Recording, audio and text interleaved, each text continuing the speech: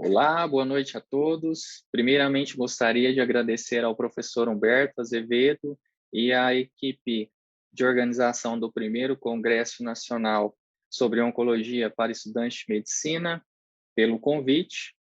Quero me apresentar, o meu nome é Fernando Santos de Azevedo, eu sou médico graduado pela Casa Presidente Antônio Carlos, no Tocantins, especialista em atenção primária pela Escola de Saúde Pública Cândido Santiago, clínica médica pela Unievangélica, residente do último ano de Oncologia Clínica pelo HC-UFG e professor do curso de Medicina Unifimes Trindade. Bem, hoje o tema que eu tenho para trazer para vocês é sobre oncogenética para não oncologistas. Primeiramente, eu acho que cabe a gente definir o tema. Ela é uma área da medicina que une os campos da genética e da oncologia, que se dedica aos estudos do impacto das mutações hereditárias, tanto na incidência quanto na biologia tumoral. A gente sabe que o câncer é uma doença genética que já foi reconhecida há muito tempo e que seus maiores desenvolvimentos se deram no final do século XX, principalmente com o desenvolvimento da biologia molecular e análise genética. Não tem como eu trazer esse tema para vocês se eu não abordar um pouco sobre o que é uma mutação somática, aquela mutação em uma célula de um órgão específico de um determinado indivíduo, em que ela não é passada de pai para filho. Já as mutações germinativas, elas se dão no desenvolvimento, todas as células do corpo vão ter essa alteração e elas são passadas de pai para filho. O risco de câncer, ele é individual, depende muito dos fatores genéticos associados, da exposição a patógenos e dos fatores ambientais do indivíduo exposto. Quando eu junto todos esses fatores de risco, eu tenho algumas alterações no genoma que não são passíveis de correção ou por algum defeito não são corrigidas, levam à iniciação e progressão tumoral. O risco de desenvolvimento de câncer está relacionado a algumas mutações que têm alto poder tumorigênico. Geralmente são aquelas mutações que têm alterações no gene de supressão tumoral. E essas alterações, ou síndromes, né, são chamadas de síndromes de alta penetrância, ou seja, são genes que têm uma alta expressão naquele determinado indivíduo que leva àquela determinada doença. Quando eu falo sobre iniciação, tumorigênese, suscetibilidade genética, eu tenho que falar um pouquinho para vocês sobre heranças genéticas que a gente tem, a herança dominante e a herança recessiva. Herança dominante é aquela em que um único gene é responsável por causar a doença naquele determinado indivíduo. Já a herança recessiva é que eu preciso da alteração de dois genes para levar a doença naquele determinado indivíduo. Existem várias teorias que tentam explicar esse desenvolvimento do câncer. Um deles é o paradigma de Alfred Knudson, que é a hipótese dos dois eventos. A definição principal é que a predisposição ela surge em consequência de mutações acumuladas e essas mutações elas devem provocar a perda de dois alelos, uma vez que um alelo não mutado não é capaz de produzir neoplasia. Mas o que significa isso? Então, para que a doença se desenvolva, eu tenho que ter perda de dois alelos de um gene, como ele explica na própria figura. A perda parcial, ela leva à suscetibilidade, mas não ao fenótipo da doença, que a gente vai ver mais à frente em relação à doença, o retinoblastoma. Quando uma célula inicia um processo tumoral, ela tem que ter uma capacidade de proliferação celular e suplantar os mecanismos de apoptose. E quando eu trago isso para vocês, eu tenho que falar um pouco sobre genes de supressão tumoral, que são genes responsáveis por regular essa proliferação de ciclo celular e apoptose. Didaticamente, a gente divide em duas classes, como os gatekeepers, que são os genes vigilantes, e os caretakers, que são os genes zeladores. Uns são responsáveis pelo controle, proliferação e sobrevida celular, o outro é responsável pelo controle da integridade genômica. Mas vamos exemplificar para vocês entenderem um pouco mais sobre isso. Quando eu tenho uma célula que está num processo de divisão celular e acontece algum erro, seja no seu genoma ou em uma outra alteração epigenômica, entre outras, produção de proteínas e etc., essas células têm alguns pontos de checagem de genes reguladores e genes controladores. Se eu tenho um erro nesse processo de divisão celular, esses genes já encaminham essa célula direto para a apoptose ou para a senescência celular, que é a parada de proliferação. Se esse erro é lá no genoma, ele ativa logo algumas proteínas que são responsáveis pelo reparo desse genoma. Vamos ao exemplo. O BRCA é uma proteína de reparo, os genes do mismatch repair também são proteínas de reparo, para que a célula continue a sua proliferação normal. Mas caso não consiga um reparo desse gene, essa célula também entra em apoptose ou em senescência celular. Existem outros mecanismos também responsáveis por essa proteção contra o desenvolvimento tumoral, que é o sistema imune. Através dos seus receptores, eles reconhecem essas células tumorais e eles fazem com que essas células entrem em apoptose através de liberação e sinalização molecular específicas. Outra teoria que vem explicar um pouco para a gente sobre esse processo de desenvolvimento, a gente já viu a primeira, que era de Alfred Knudson, que era a teoria dos dois eventos, então eu precisava ter uma perda alélica completa para que eu tivesse um desenvolvimento tumoral, mas a gente já viu que, como eu falei lá atrás, não é só um determinado tipo de gene, a gente tem vários tipos de expressão e fenótipos celulares que desenvolvem, e essa teoria ela explica para a gente que as mutações elas podem ocorrer por uma perda parcial de um alelo, levando à proliferação e sobrevida celular. Ele dá o exemplo de uma haploinsuficiência no gene TP53, que uma perda parcial da funcionalidade desse gene, ela pode levar a um fenótipo tumoral que vai depender dessa perda, dessa funcionalidade que esse gene teve.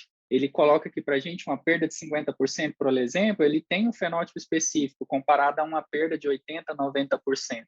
Outra teoria que vem explicar para a gente sobre esse processo de proliferação tumoral, esse processo de mutação, é em relação à teoria da quase suficiência. O que isso quer dizer para a gente? Que a sobrevida, a proliferação e a sobrevida celular, ela está relacionada, às vezes, com a perda mínima de funcionalidade daquele gene para desenvolver um fenótipo tumoral. Lembrando que esse fenótipo ele é mais grave quanto maior essa expressão, né, dessa perda dessa funcionalidade desse gene. E aí ele traz para a gente também em relação ao gene Cíclopes, que é uma teoria também que ele coloca em relação que a perda total de um alelo ela é tóxica para a célula. E já a perda celular ela pode expressar diferentes fenótipos de uma doença. Cíclope significa Cope Numbers Alteration, Yielding Liabilities, owing to partial loss. Em relação aos testes genéticos que a gente solicita, a gente tem o Next Generation Sequence, que é o sequenciamento de última geração, que eu tenho uma análise do amplo genoma e de painéis multigênicos, e o nosso principal desafio em relação aos resultados que a gente vai ver posteriormente em outras aulas em outros slides sequenciais, é que eu posso ter alguns achados incidentais ou algumas variantes de significado indeterminado. Mas, doutor, o que significa isso? É que o resultado daquele teste genético, ele nem sempre me prediz, principalmente quando vem algumas variantes de significado indeterminado, se aquela alteração ela é patogênica ou não. Então, por isso a importância do segmento clínico com o oncogeneticista, para ver se esse paciente vai manifestar em algum momento algum outro gene ou uma expressão maior desse gene que leve a uma alteração patogênica. Bem, a gente já falou um pouco sobre essas alterações genéticas, são um pouco complexas, que eu tentei trazer para vocês de modo mais simplificado, que eu quero que vocês entendam, e que essas alterações genéticas, elas são dependentes de uma alteração nesse gene de supressão celular, e que essa alteração e a expressão dessas síndromes, elas são dependentes da frequência com que isso aparece, ou da frequência de funcionalidade que esse gene é alterado. As principais alterações que eu tenho é alteração, por exemplo, da proteína do retinoblastoma, que é o retinoblastoma, a síndrome de Lynch, o câncer de mama ovário hereditário, que é conhecido como HBOC, a neurofibromatose tipo 1, a polipose adenomatosa familiar, que é mutação no gene APC, e algumas outras síndromes por perda de função gênica, ou seja, perda de funcionalidade daquele gene de supressão tumoral, que leva ao desenvolvimento e a um espectro amplo das determinadas doenças que esses genes causam. Então, nós vamos falar um pouco sobre o retinoblastoma, que ele é derivado das células precursoras fotorreceptoras da retina, a ocorrência é de 1 para 20 mil crianças, entre o nascimento e até 8 anos de idade. Pode ocorrer de modo herdado ou modo esporádico, a frequência maior é no modo esporádico, e a base genética desse gene é uma mutação por perda de função no gene do retinoblastoma, que está mutado no exon 8. O risco é aumentado, além do retinoblastoma, para quem tem essa mutação, é para osteosarcoma e alguns tumores não oculares. Então, essa é a via de expressão da proteína do retinoblastoma, que é um gene supressor tumoral que impede a transcrição desse gene F2, que é responsável pela proliferação celular. Então, nas células da retina, eu tenho uma alteração dessa proteína e ocorre uma proliferação tumoral. Então, mostrando para vocês o reflexo do olhinho, né? O reflexo do lado direito, ele vai mostrar a positividade para o gene, e aquilo que eu comentei com vocês, o fenótipo da doença, ele é dado pela expressão gênica. Então, se eu tenho uma maior expressão gênica, aquilo é de caráter germinativo, eu tenho tumores geralmente mais agressivos, tumores mais multifocais e etc. Outra síndrome importante da gente falar sobre ela é o HNPCC, que é o câncer coloretal não polipóide, ou síndrome de Lynch, que é responsável por 2 a 3% dos casos de câncer de cólon. A incidência é de 1 para 4 mil e é a doença autossômica dominante com a penetrância de 99%, ou seja, uma frequência de expressão de 99%. A base genética é principalmente a mutação em algum desses genes de reparo das vias celulares, que a gente tinha visto lá anteriormente, que eram os genes caretakers, né, que fazem parte da integridade genômica da célula, que é o MLH1, MSH2, o MSH3, o MSH6, PMS1 e PMS2. A mutação mais comum são nos genes MHL e MSH, e mais de 70% são preditores de proteínas truncadas, ou seja, proteínas defeituosas que não promovem essa correção dessa alteração celular. E como é que eu posso intervir nisso? Qual que é a clínica e como é a intervenção? Então, geralmente são pacientes que se apresentam com câncer de cólon em uma idade mais jovem, raramente tem pólipos e geralmente está associados com outros tipos de tumores, como, por exemplo, estômago, ovário, delgado, ureter, rim. E o diagnóstico é feito através de alguns critérios. A gente tem os critérios de Amsterdã e os revisados o Bethesda do guideline, né? Em relação à intervenção terapêutica para esse tipo de doença genética, eu tenho uma colonoscopia bianual e para mulheres eu tenho exame pélvico anual, ultrassonografia, mais amostragem endometrial iniciada a partir dos 30 aos 35 anos. Outra síndrome genética que a gente tem é a síndrome do câncer de mama ovário hereditário, que é o HBOC. A incidência é de 1 para cada 1.000 pessoas, é uma doença autossômica dominante com a penetrância de 85%, ou seja, a frequência de 85% de expressão. A base genética é uma mutação no BRCA1 e BRCA2, pelo menos em 25% do BRCA2. A mutação resulta também em proteínas defeituosas no gene de reparo do DNA, e outros genes associados a essa síndrome é uma mutação no TP53 ou no PTEN, que a gente vai ver mais à frente.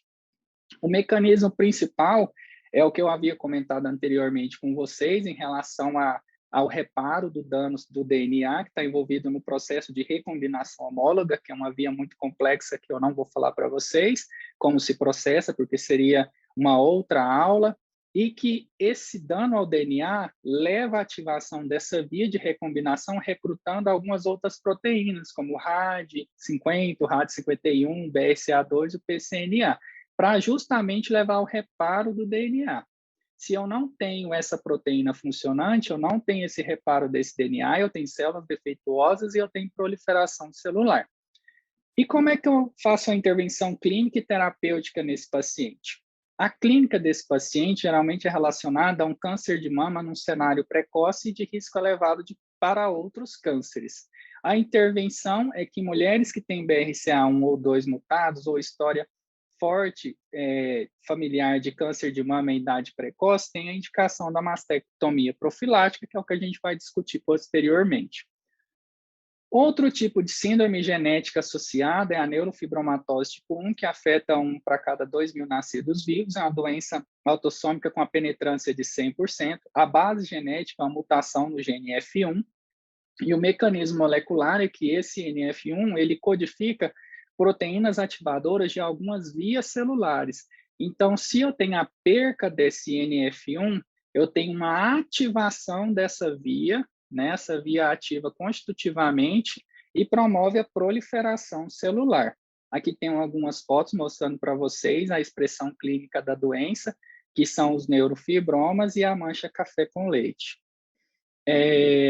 E os múltiplos neurofibromas, eles podem evoluir para outra alteração, que é aquilo que a gente já havia comentado, que as alterações genéticas em uma célula, elas são cumulativas. Então, quanto mais alterações genéticas eu tenho, mais chances de evoluir para alguma alteração tumoral. As manchas café-leite que a gente viu anteriormente, elas são expressas em quase 100% dos pacientes, elas aumentam de tamanho e frequência com a idade, e geralmente tem uma clínica com transtornos neurológicos associados, como, por exemplo, convulsão, incapacidade de aprendizagem, retardo mental, e geralmente tem risco elevado para outros tipos de tumores, como, por exemplo, um glioblastoma multiforme, que é um glioma de alto grau, um feocomocitoma, leucemias mieloides e giste. Testes genéticos, eles são até disponíveis, porém não impactam na doença, que ainda a gente não tem um tratamento específico. Outra bastante conhecida é a polipose adenomatosa familiar, que é uma doença autossômica dominante com alta penetrância. A incidência é de 1 para cada 10.000 casos e a base genética é principalmente uma mutação no gene APC no cromossoma 5. 75% são causados devido a uma mutação genética familiar e 25% são mutações de novo, que aparecem numa primeira geração.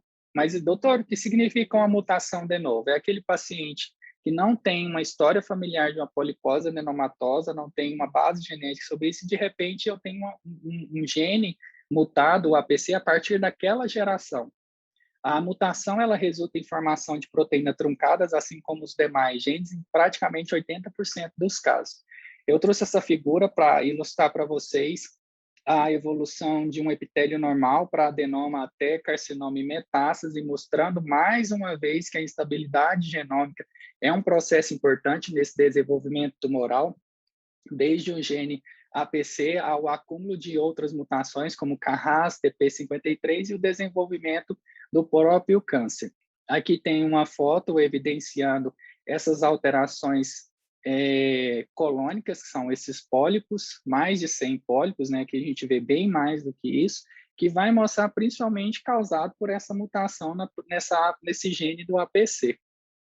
Existem algumas outras síndromes correlacionadas, que são as variantes da PAF, que a gente tem o Gartner e a síndrome de Turcot. O Gartner são dentes supranumerários e o Turcot tem relação com algumas alterações, doenças, tumores do sistema nervoso central, e o risco de câncer é de 100% em torno dos 40 anos de idade. De intervenção para esses pacientes com polipose adenomatosa familiar, a gente tem a colectomia profilática, que é quase sempre realizada para redução de risco, e o anti-inflamatório, que pode reduzir número e tamanho de pólipos, só que ele não é recomendado comparado à PAF em substituição à cirurgia, até por maior eficácia do processo cirúrgico. Existem algumas outras síndromes genéticas que elas podem ser divididas em doenças relacionadas à manutenção de integridade genômica, à regulação de proteínas, à proliferação celular e genes da angiogênese, que a gente fala uma divisão por função. Quando eu faço essa divisão por função em relação à integridade genômica, a gente já sabe que o câncer é uma doença genética que está associada com genes de integridade. E as principais síndromes relacionadas são a HBOC, que é aquela que a gente viu anteriormente do câncer de mama ovário hereditário, a síndrome de Lynch, que é o polipose adenomatosa familiar, o xeroderma pigmentoso, a ataxia telangiectasia, a síndrome de Werner, a síndrome de Hodgman-Thompson, a síndrome de Bloom, anemia de Fanconi e a síndrome de Li-Fraumeni, que é a mutação na TP53. Esse painel é para mostrar para vocês os genes responsáveis pela integridade genômica. Por exemplo, os genes de reparo de excisão de nucleotídeos, o XPA, XPB, XPC e etc., são responsáveis pelo xeroderma pigmentoso. Mutação no BRCA1 e 2 são pelo reparo da dupla fita do DNA, tem relação com câncer mamovário. Os genes do mismatch repair são responsáveis pela síndrome de Lynch. Os genes das forças de reparo de replicação, síndrome de Werner, síndrome de Hodgman-Thompson, as alterações na TP53 está relacionada à mutação à síndrome de Li-Fraumeni. Existem outras também por regulação de função de proteínas, são relacionadas à regulação, modulação dos ribossomos e tradução dessas proteínas. A gente tem a Cowden, a disceratose congênita, a esclerose tuberosa e a Peutz-Jeghers. E aí, outro painel também para mostrar para vocês onde estão essas principais alterações, como, por exemplo, na síndrome de Cowden eu tenho a alteração no PTEN, na Peutz-Jeghers ou Peutz-Jeghers eu tenho alteração no LKB1, no DKC1 eu tenho a disceratose congênita, e uma mutação do TSC1 e TSC2 eu tenho esclerose tuberosa. Em relação ao gene de proliferação celular, as mutações mais relacionadas são a de polipose adenomatosa, a de neurofibromatose, o melanoma familiar maligno, o carcinoma de células renais, as neoplasias endócrinas múltiplas do tipo 2, a síndrome de Gorlin e a síndrome de Costello. E aqui eu tenho as principais alterações, que é outro painel para vocês verem, por exemplo, uma mutação no MET, carcinoma de células renais, no KIT, o GIST, no APC, o PAF, entre outras alterações. E na angiogênese eu tenho algumas síndromes mais bem reconhecidas, como, por exemplo, a síndrome de von Hippel-Lindau, que é uma autossômica dominante por mutação do gene de von Hippel-Lindau. Cursa com alta incidência de cistos renais, carcinomas de células claras, cistos pancreáticos benignos, hemangioblastomas do sistema nervoso central. E outra síndrome associada é a leiomiomatose hereditária e o carcinoma de células renais associado à mutação do gene da fumarata hidratase lá na mitocôndria. Consequentemente, aumento do IF1-alfa, que é um fator induzido por hipóxia. Aqui só para vocês verem o painel gênico da fumarata hidratase e do gene de von Hippel-Lindau, que é responsável por inibir esse gene de fator indutor de hipóxia. E quando eu não tenho essa supressão no tumor, esse gene se prolifera e causa a angiogênese. Bem, a gente viu que o mundo da oncogenética ele é bastante amplo, desde seu conceito inicial, a diferenciação entre mutação somática e germinativa, os principais genes relacionados, as teorias que tentam explicar essas alterações genéticas. A gente viu a teoria de Alfred Knudson, a haplosuficiência, a quase suficiência. Depois a gente viu os mecanismos dos genes supressores de tumor que podem estar alterados, que podem levar ao câncer. São os genes gatekeepers e os genes caretakers, que são importantes a gente saber sobre eles. Vimos também as principais síndromes relacionadas a cada mecanismo e os seus principais genes responsáveis. Agora está na hora da gente falar um pouquinho sobre o aconselhamento genético, que é trazer a teoria que a gente viu nos slides anteriores para a prática, né? Como é que eu consigo melhorar e modificar a vida do meu paciente ou reduzir esse risco de um provável câncer para aquele paciente que tem uma alteração genética, né? Então, o que é o aconselhamento genético? O aconselhamento genético nada mais é que uma comunicação entre o médico e o paciente com respeito ao risco de ocorrência de um câncer, seja de modo individual ou de modo familiar. O objetivo principal é avaliar o risco individual, dar suporte emocional necessário para que aquele indivíduo entenda e lide com a provável positividade de um exame.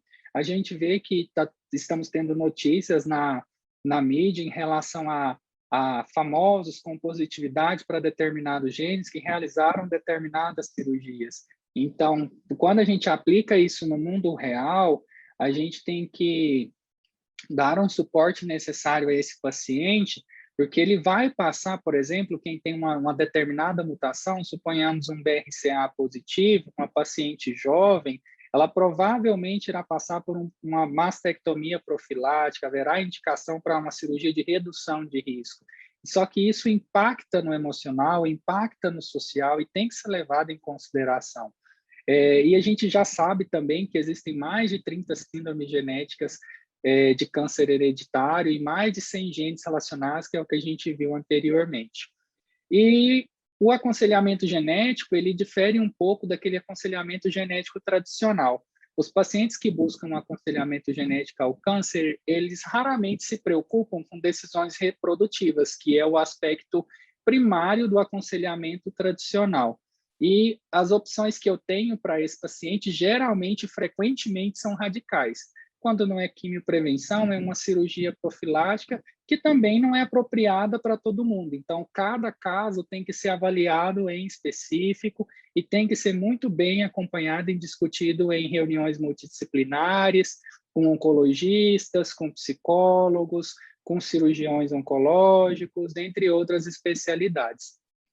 E esse plano de tratamento, ou seja, esse plano de intervenção, de redução de risco, ele deve ser adaptado para cada paciente, como, por exemplo, idade, gravidez, status menopausal, categorização de risco, facilidade de rastreio daquela neoplasia, preferência pessoal, e isso ele é bem dinâmico, e é sempre no intuito da gente alcançar a melhor decisão possível para aquele paciente, no intuito de melhorar a qualidade de vida desse paciente e reduzir o risco desse paciente ter uma neoplasia. Diante do que a gente expôs até agora, deve estar se perguntando quem é o candidato para o aconselhamento genético? Será que é todo mundo que tem um câncer, ele tem que ir para um aconselhamento genético? Diante daquela quantidade de síndromes genéticas que eu tenho, qual é o melhor paciente? Quem é o paciente que eu devo encaminhar para o oncogeneticista para ter uma avaliação mais precisa? Então, vamos lá, então. Existem várias indicações que são críticas e que sinalizam câncer hereditário. Vamos dizer que são os nossos red flags, né? Histórico de câncer em idade precoce, mesmo na ausência de uma história familiar. Vamos exemplificar. Um paciente com câncer coloretal aos 28 anos de idade, está fora da idade habitual. Então, esse paciente ele deve ser encaminhado para uma avaliação com geneticista. Presença do mesmo câncer em múltiplos parentes do mesmo lado da linhagem. Por exemplo, aquela família que tem câncer de mama em parentes de primeiro, segundo, terceiro grau, ou então em gerações anteriores, né? Uma constelação de cânceres interligados pela mesma variante patogênica. Por exemplo, mama, ovário, alterações daqueles genes que são favoráveis para alterações de genes de reparo, que eu tenho endométrio, intestino, estômago, duodeno, entre outros. Múltiplos cânceres primários em um indivíduo, por exemplo, é um indivíduo que teve um câncer de mama, que tratou, e aí, de repente, teve um câncer de cólon, e depois teve um câncer de pulmão. Então, a gente tem muito isso na prática. E a etnia também tem alguns fatores relacionados a algumas variantes patogênicas, por exemplo, os judeus askenazes, que têm uma tendência maior a ter uma mutação no gene do BRCA, tipos de tumores específicos, como, por exemplo, ovário, tômpras, peritônio, retinoblastoma, mama masculina. Então, devem ser pesquisadas mutações nesses pacientes e alguns subtipos de câncer específico, mesmo com uma história familiar não tão positiva, como, por exemplo, câncer de mama triplo negativo, um carcinoma medular da tireoide, um carcinoma sebáceo, um carcinoma adrenocortical, que tem bastante relação com mutação do TP53, e algumas variantes somáticas que o próprio oncologista às vezes solicita em algum teste somático no intuito de buscar uma mutação, que é uma mutação driver daquele tumor. Se, por exemplo, vem um BRCA mutado, eu tenho que buscar essa alteração germinativa, porque às vezes esse paciente tem, além dessa alteração somática, uma alteração germinativa também desse gene. E quais são os passos e como se procede essa consulta de aconselhamento genético? Essa consulta geralmente ela é um pouco extensa, segue alguns passos, como, por exemplo, um pré-aconselhamento. Eu tenho que perguntar ao meu paciente quais são as expectativas que ele tem em relação se um teste vem positivo, se um teste vem com a variante indeterminada, explico isso a ele, óbvio. e quais as expectativas que ele vai tendo a cada visita ao oncogeneticista, porque é um paciente que vai ficar por um bom e longo tempo com o oncogeneticista no intuito de avaliar e seguir, fazer rastreamento daquelas mutações identificadas, coletar uma história médica individual e familiar, bem precisa, bem detalhada, que é o que eu preciso para me desenvolver meu raciocínio clínico em cima das principais síndromes hereditárias do câncer, buscar por uma história familiar, por exemplo, um componente essencial do aconselhamento genético, eu conversar com o meu paciente, incluir pelo menos 4 gerações. Isso tem um problema grande, porque às vezes as pessoas conhecem no máximo 3 gerações, a história de 3 gerações, documentar o que cada indivíduo afetado teve por exato, idade do diagnóstico, estratégias de tratamento que foram propostas e exposição ambiental, o que muitas vezes afeta o meu processo de desenvolvimento clínico de pensamento para aquela síndrome hereditária, porque a maioria diz, vamos lá o exemplo, eu pergunto, olha, você tem uma história de câncer na sua família? Diz, minha avó teve câncer disseminado no osso, mas não sabe o sítio primário. Meu tio teve o câncer foi para o estômago, mas não sabe o sítio primário, o que às vezes pode dificultar o pensamento do geneticista em relação a essa abordagem. Se existe também alguma consanguinidade, porque existem algumas doenças que são relacionadas a isso, por exemplo, anemia de Fanconi, a síndrome de Cowden, distúrbios intelectuais e alguns defeitos que o paciente pode ter enzimáticos, por exemplo, ao nascimento. Eu trouxe para vocês verem aqui, visualizarem, isso faz parte de uma consulta da oncogenética, que é o heredograma, para a gente avaliar os pacientes com neoplasia. Então, assim, é de bom tom que se faça, é de bom tom que se pesquise direitinho, que se coloque todos os dados, né, com legenda e tudo, para que outra pessoa veja também, ela consiga raciocinar em cima por que a gente pensou naquela síndrome para aquele paciente. Um outro passo também dessas alterações e dessa própria história do paciente do aconselhamento genético é o rastreio por algumas dismorfologias, ou seja, aquelas alterações que o paciente já apresenta, por exemplo, considerando alterações benignas ou anormalidades congênitas, ou alterações dermatológicas. A gente tem os osteomas de mandíbulas, que é bastante comum na polipose adenomatosa familiar, os pites palmares, que são bastante comum na síndrome de Gorlin, o papiloma em lábios e mucosas, que é bastante comum na síndrome de Cowden. Um passo importante na avaliação de risco do aconselhamento genético, que é uma parte mais complexa e dinâmica desse aconselhamento, eu gosto de separar ele em 4 partes, que é a parte que, depois que eu tenho toda a anamnese coletada desse paciente, um exame físico, observado todos os exames imaginológicos, relatórios de doenças, um histórico familiar bem amplo desse paciente, bem documentado, né, realizado um heredograma, eu separo ela em 4 componentes, que é qual a chance desse paciente desenvolver esse câncer que foi observado em gerações anteriores? E qual é a chance do câncer ter sido causado por uma variante patogênica, ou mais raramente variante patogênica de múltiplos genes? Qual que é a chance de eu identificar uma variante patogênica? Qual é a associação com fatores ambientais, que é aquilo que a gente viu anteriormente, né, e a variante patogênica? Então, eu faço uma inter-relação com esses dados e consigo traçar uma hipótese diagnóstica para esse paciente e, através de um exame laboratorial, eu consigo predizer o risco que esse paciente tem de desenvolver tal síndrome hereditária do câncer. Outro passo importante do aconselhamento genético é justamente a testagem genética, que é disponível via testagem de DNA, e um dos maiores problemas está justamente na indicação por uma história não tão bem coletada, uma indicação mais por ansiedade do próprio assistente, ou uma interpretação do dado por uma própria não familiaridade com os exames. Isso pode levar a alguns transtornos psicológicos, sociais para o paciente, e a gente tem que levar bastante em consideração a indicação e a interpretação desses testes analisados.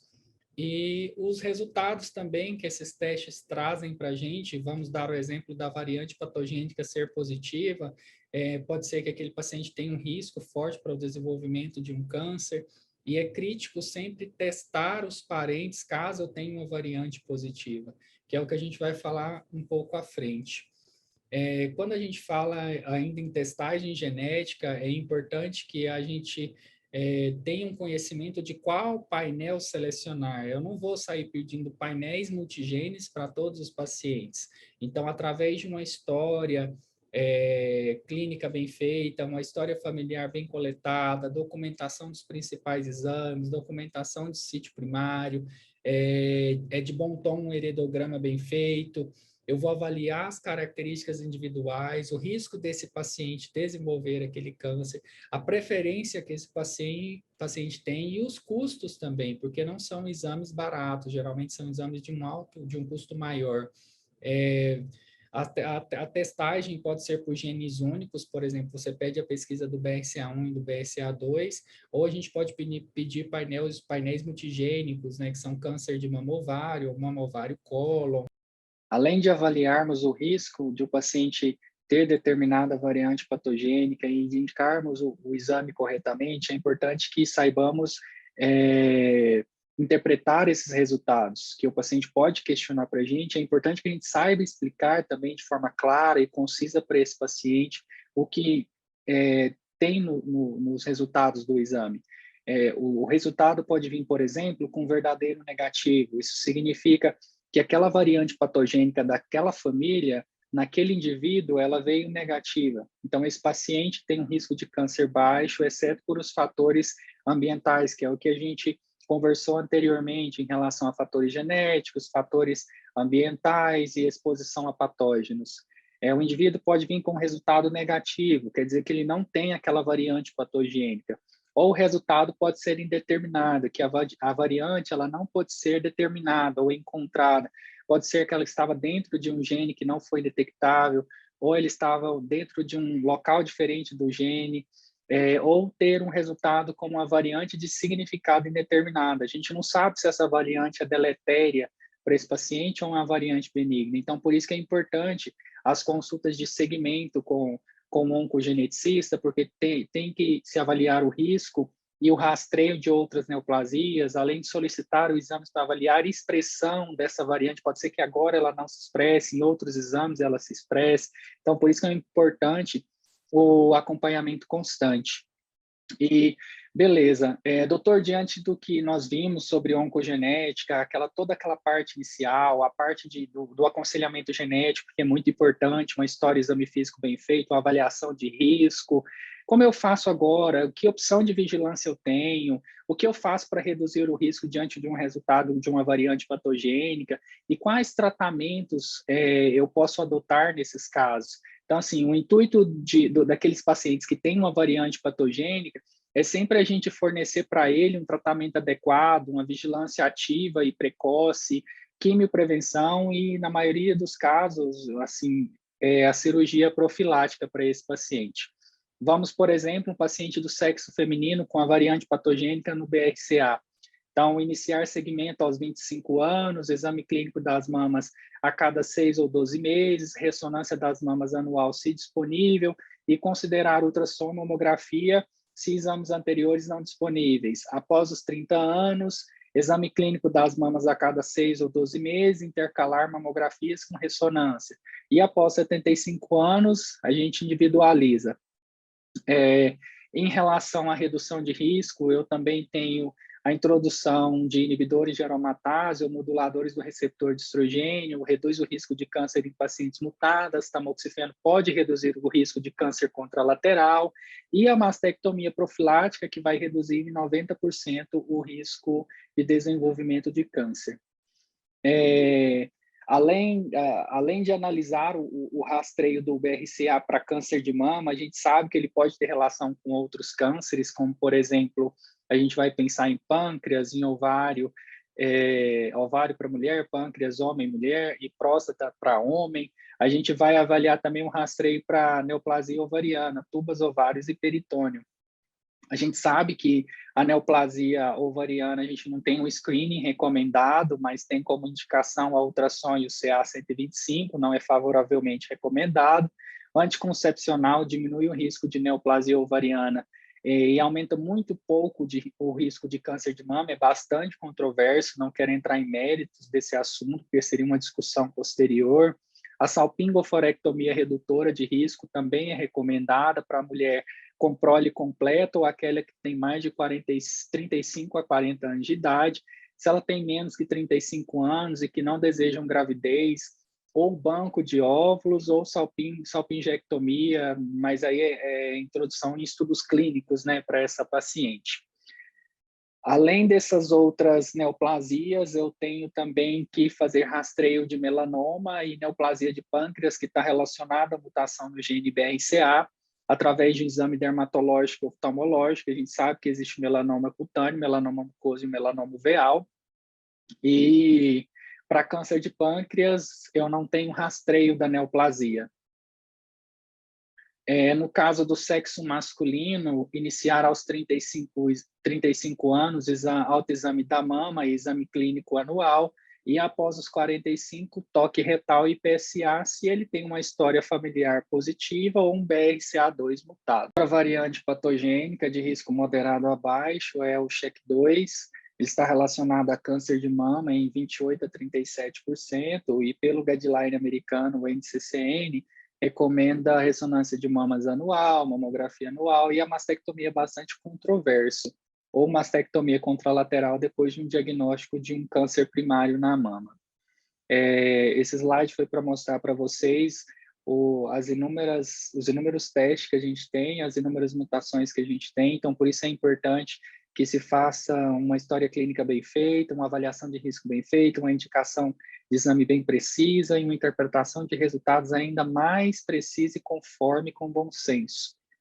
O intuito é ajudar o paciente e principalmente reduzir o risco de uma possível neoplasia que esse paciente vai apresentar.